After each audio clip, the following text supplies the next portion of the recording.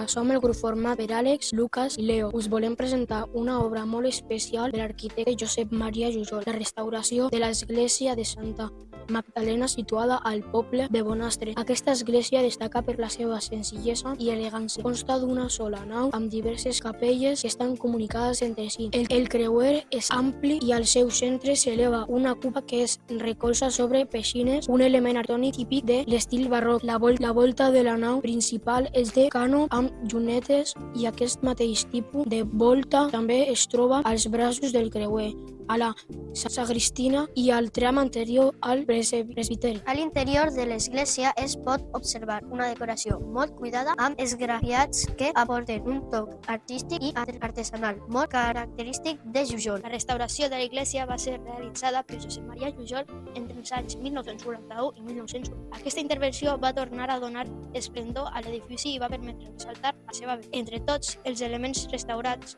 destaquem especialment el sagrat, considerat una de les millors obres de Jujol, i el baptisteri, amb un disseny molt original i propi de l'estil de l'arquitecte de Bonastre, i ja que és l'única que hi ha. I normalment és el lloc on la gent es reuneix per a celebracions religioses i altres actes comunitaris, que la corona i la fa encara més especial. L'estil de l'església és barroc, i el color que predomina és un marró clar amb tons groguencs, la qual cosa li dona un aspecte càlid i acollidor. I que si teniu l'oportunitat pugueu visitar aquesta bonica obra de Jujol. Si voleu saber més, us animem a visitar la pàgina web oficial del santuari.